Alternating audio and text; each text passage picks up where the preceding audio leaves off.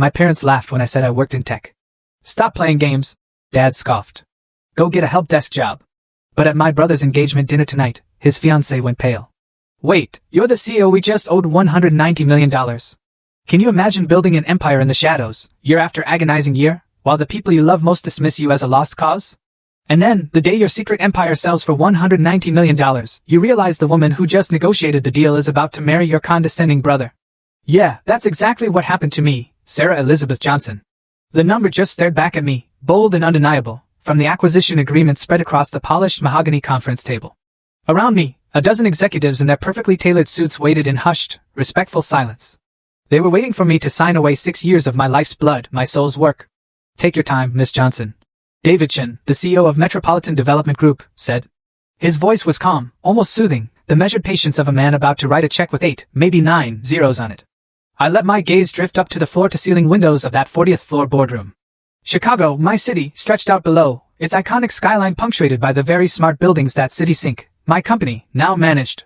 Somewhere in that sprawling urban tapestry, my parents were probably just enjoying lunch, completely oblivious that their struggling daughter was literally moments away from becoming one of the youngest self-made female entrepreneurs in prop tech history. The irony, my friends, it was not lost on me.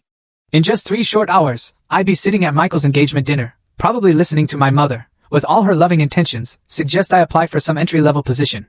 All while I was secretly carrying the weight, the absolute shock, of a 9-figure exit in my pocket. Miss Johnson?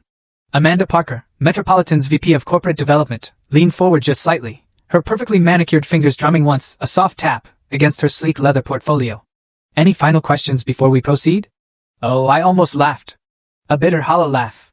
Amanda, bless her heart, had no idea.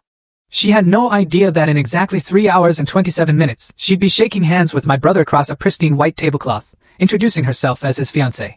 She had no idea that the family dinner she'd mentioned postponing for this very signing was the exact same dinner where I had planned, as usual, to sit quietly in the corner, playing the role of the underachieving younger sister. Life, you see, has this absolutely twisted, messed up sense of humor. I pressed the pen to the paper. My hand was steady. Unbelievably steady. And I signed my name, Sarah Elizabeth Johnson, CEO and co-founder, City Technologies. The room, as if on cue, erupted in polite, professional applause. Handshakes, congratulations, the whole 9 yards. But my mind?